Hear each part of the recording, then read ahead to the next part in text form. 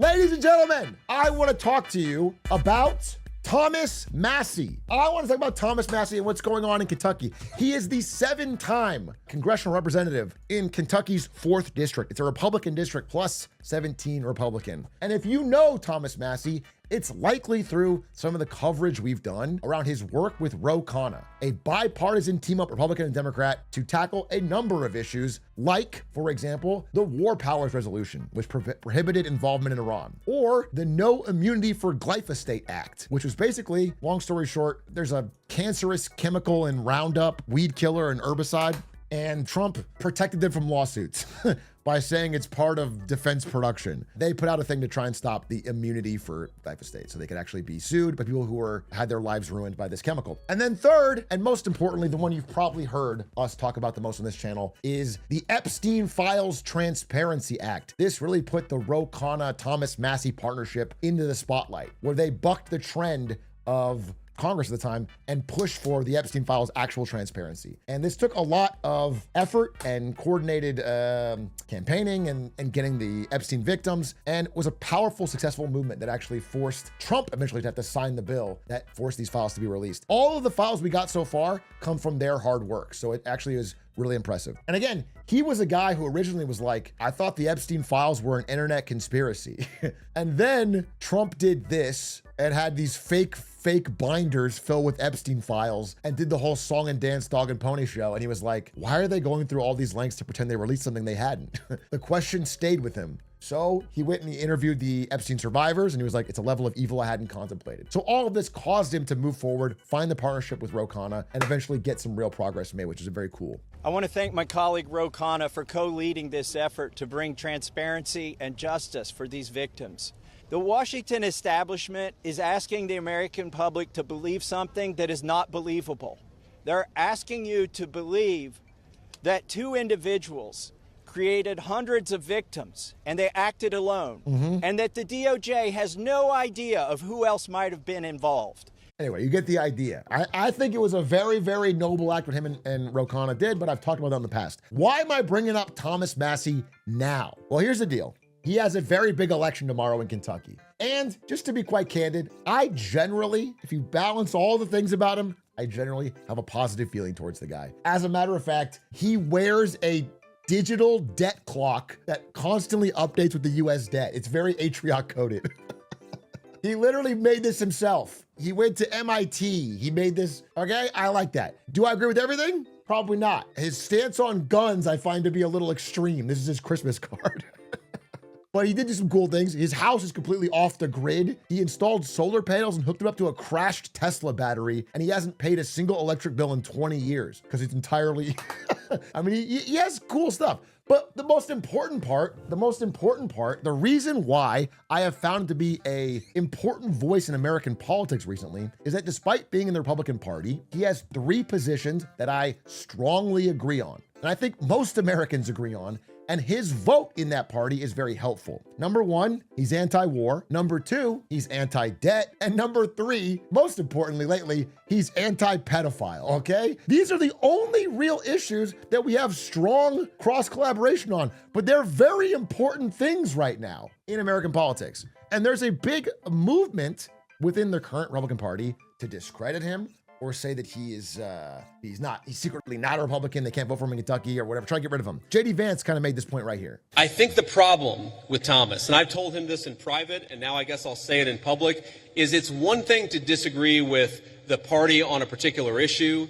It's one thing to take, to have your independent stand on a number of questions. And by the way, some of the stuff where Thomas Massie has been independent against the Republican Party, I've agreed with him with. Thomas and I worked together during 2023. What do you think is the one thing that JD Vance will say here that he agrees with Thomas Massie on? It's not going to be the anti-pedophile stuff. It's not going to be the stopping the big beautiful bill. And you'd think it'd be guns. No. It's just helping out Ukraine. Where I was trying to stop the limitless flow of American money to Ukraine, and Thomas was one of the people I was working closest with it.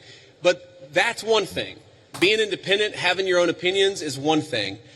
Voting against the party on every single issue, you're eventually going to make too many enemies. And that is the problem that Thomas has had. It's not one issue. It's not 3 or 4 issues. It's that every time that we've needed Thomas for a vote, he has been completely unwilling to provide it. So big statement from JD Vance. He has never voted with the party. So I tried to look into it. And it turns out, if you're a Republican in Kentucky, you would be happy to know that Thomas Massie votes with the Republican Party 91% of the time. And the only times he doesn't are around these issues. When it comes to gun or abortion or religion or whatever, he's 100% locked in. It's just these. So the idea that JD Vance is saying that he's this guy that you can never count on him. And I think it's a frustrating line of thought because it makes it seem like what the American people don't want, which is a bunch of politicians who only go on party lines, have zero independence or zero integrity to what their district actually wants. And I think I liked when Tom Massie said the same thing as they tried to ambush him with this hit piece. Thank you. Wait, so Congressman, in the last 2 weeks, you repeated AOC's talking points on Venezuela, and Jasmine Crockett has retweeted you. When will you change your party affiliation to Democrat? I thought you knew. I vote with Republicans 91% of the time. It seems- And the 9% I don't, they're taking up for pedophiles, starting another war, or bankrupting our country. I don't know about that, Congressman. We'll see. I don't know about that. Anyway, pretty good clip. So these 3 issues have made him a lot of enemies. And I want to go through these enemies because this election tomorrow has turned out to become extremely contentious with an extreme amount of money flowing in to try to stop him from winning a state where he has won 7 times previously. First, you have Donald Trump sending money through a PAC called MAGA KY. Donald Trump is obviously very frustrated with Thomas Massie for many reasons, but number one being that he is pushing for the release of the Epstein files. That is when they first started saying shit like this. Thomas Massie. There he is. There's something wrong with him.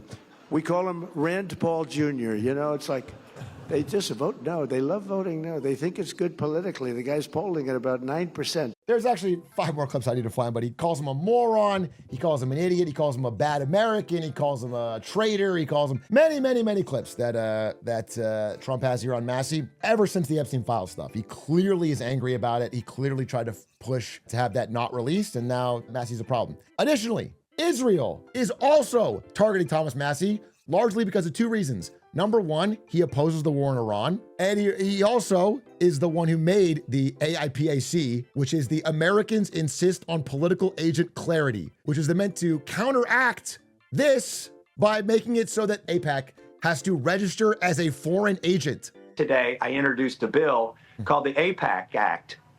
You'll see this come up. Nobody knows this. I'm debuting it on your show right now, which would make AIPAC subject to Foreign Agent Registrations Act. For some reason, they're immune right now. And I think not just the money that's spent in politics, but the lobbying that happens on Capitol Hill should be reported if it's a foreign country, whether it's Great Britain, Australia, Turkey, Qatar, or Israel, it needs to be reported. 100%. And they would like that to not pass. So they are donating heavily to his opponent and none to him. So you have Trump, who's mad about Epstein stuff. You have Israel through AIPAC, who is mad about Iran war and his piece here. And you have, additionally, billionaires. You have billionaires through the U.S. Chamber of Commerce. U.S. Chamber of Commerce, you might think, is an official U.S. government organization. No, it's just the largest lobbying group in America that represents business interests. And billionaires, largely Monsanto, Bayer, defense contractors, all of whom do not like Thomas Massie and his blocking of bills that benefit them. Most of the billionaires are naturally against him, given that he voted against the Big Beautiful Bill and their tax cuts and yada, yada, yada. But there was one billionaire who was supposed to stand up for Thomas Massie. Back in June of last year, when everyone was talking about the debt, Elon Musk said every member of Congress who campaigned on reducing government spending and then voted for the biggest debt increase in history should hang their head in shame, and they will lose their primary next year if it's the last thing I do on this earth. This guy said, well, please support Thomas Massie. The establishment is working to primary him because he's a genuine fiscal conservative and opposes the big bloated scam. Elon Musk said, I will. Okay? I'm going to be there for you, Thomas Massie. This is part of my core beliefs. I'm a billionaire who's going to use my power for good. Elon Musk sits out Thomas Massie's primary. This is from today. Elon Musk has donated no money, no time, and mentioned nothing. I would hate to mess up his relationship with Trump. So all 3 of these are combining to attack him in this primary. Every one of them has a reason to try and get him, and they're all tossing money in, which is why, combined, it is the most expensive House primary in the history of the United States. Honestly, seems small at a whopping $32 million, but that is $32 million being spent only on a primary, not even the election, just to prevent him from becoming the Republican nominee where he's won the last 7 times. Even Pete Hegseth, who has both the Trump angle and the Iran war angle, is out there today stumping for his opponent. So who is Thomas Massie running against? Because I guess theoretically, there could just be a challenger who's better than Massie, money aside. This is Ed Gallreen. Ed Gallreen here is Trump's chosen challenger. And I do say Trump's chosen because Ed was not planning on running. He had no interest in running for this position in Kentucky until Trump called him because Trump, quote, needed a warm body to beat Massie. He's like central casting. I said, this is the guy I'm looking. I want to just give me somebody with a warm body to beat Massie. And I got somebody with a warm body, but a big, beautiful brain and a great patriot. He's unbelievable. He just admits it. He literally just needed anyone who we could prop up to try and take down Thomas Massie. So we got Ed Gallreen. Ed Gallreen can sum up his whole campaign in one sentence. I used to be a Navy SEAL. I can't talk about it because SEAL Team 6 is classified, although all indicators seem to point towards the fact that he wasn't in combat. He was part of the support staff, but he makes it seem like he was out there, you know. But okay, anyway, he always says it's super classified. He's like, he always ranks classifications. He's like, there's classified, there's top secret, there's super classified. I was one level above that. I can't talk about it. That's all he says. And then his other main qualification is that he's endorsed by President Trump. And so most of his speeches for this campaign have been simply just glazing Donald Trump. First thing that struck me is he looks 20 years younger in person. I don't know not what's going on with those cameras, but the president I saw was a spring chicken. He talked about how young he is. He talked about how he's nicer than Christ. The second thing I'll tell you about him, just as kind as the good shepherd. Just nonstop glazing of Trump. He said Trump's war in Iran, which is, of course, deeply unpopular. I believe, the most unpopular American conflict since they've recorded it. He said, don't worry about it. The president is playing 5-dimensional chess. He is resetting the entire global power structure. But then he decided 5D chess wasn't enough. So next time they interviewed him, he upgraded it. I stand for what the president has brought forward, and he is playing. He's not playing 3-dimensional chess. He's playing 9-dimensional chess with what's he doing to reshape the entire world. You get the picture of the guy. More important than that, every time Kentucky has had a debate to pit these two against each other so that voters can actually see where they stand on the issues, Ed doesn't show up. His entire plan is basically say nothing about his past, say nothing about his positions, tie himself to Trump, and run attack ads like this one, which he's using with the $35 million of super PAC money to get. Thomas Massie caught in a throuple in Washington. He's cheating with the squad on the America First movement. So this is an AI-generated ad faking Thomas Massie to be hanging out with Ilhan Omar and AOC. This is the throuple ad they've been running all over Kentucky. The entire point of it is to put the AI disclosure in small print here and then hopefully trick boomers. Trick voting boomers. On the America First movement, Massie voted with the squad against Trump's tax cuts. Massie voted with the squad against finishing Trump's wall. He voted with them against hiring new border agents. Well, this is worse than adultery. It's a complete and total betrayal of President Trump and Kentucky conservatives. On May 19th, fire Thomas Massie. MAGA Kentucky is responsible for the content of this advertising. And that's not the only AI they've used in their political campaign. Their Facebook had a post, quote, from Ed Gallreen that read like this. So it's like a ghost campaign. It's literally just propped up with Trump money, Israel money, and business money to try and defeat someone who has voted for their independent interests and has done a reasonable job for the people of Kentucky. I mean, it's wild. Trump is out in full force, constantly writing longer and longer Truth Social posts about how he is the worst and most unreliable congressman in the history of our country, very disloyal, a major sleazebag, trying to take him down. Now, people have stood up for him. Marjorie Taylor Greene came out and said, there were only 4 of us Republicans that signed the discharge petition to release the Epstein files. Thomas Massie, Nancy Bates, Lauren Boebert, and myself.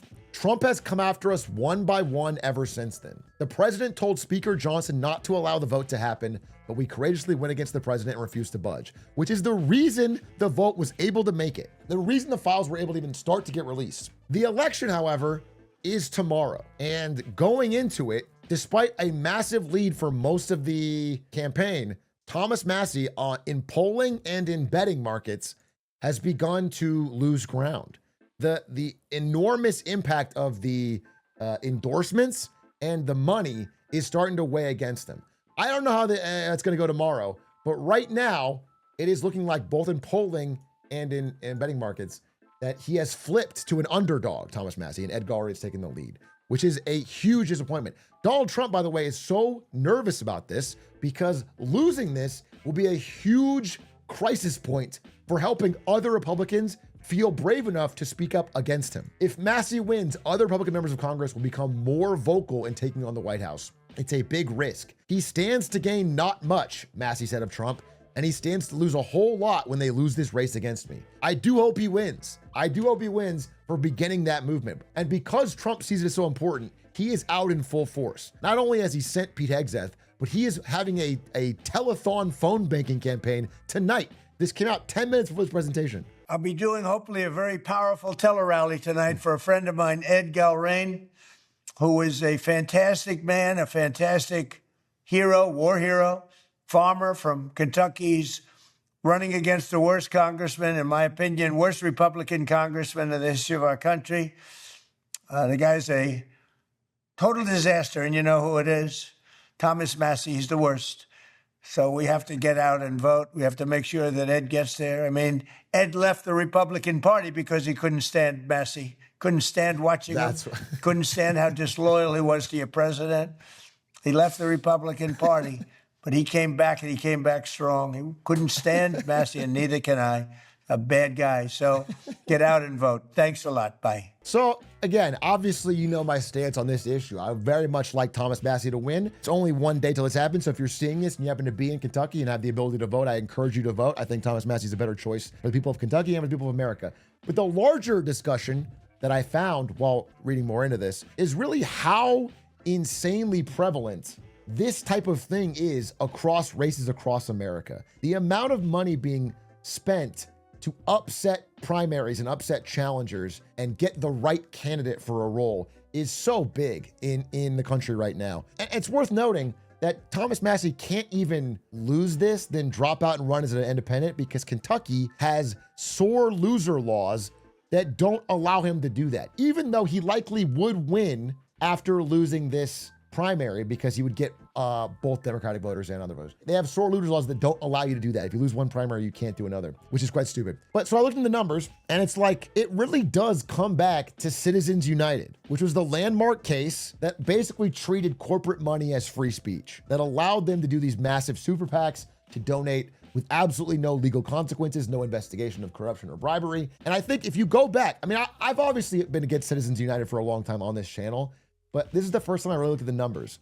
And the numbers are so stark. The second Citizens United passed, which by the way, was a 5-4 Supreme Court decision, very hotly contested, could have gone the other way. Since this passed and changed 100 years of previously established campaign finance laws, we have seen the percentage of money that comes from billionaires skyrocket. Again, I can move this over so you can see it. It is absolutely skyrocketed. More and more of our elections are being decided primarily by those with absolute massive fortunes. You can see here, federal election donations by the 100 wealthiest Americans went from near nothing in 2008 to absolutely over $1 billion now. Now think about this. If they're donating over $1 billion in just 1 year, and this election, if they win it tomorrow, only cost $35 million, then it's a rounding error for them to buy all these spots. That's why my number one priority, I think the number one thing to do to start fixing America is campaign finance reform and money out of politics. It is the only way,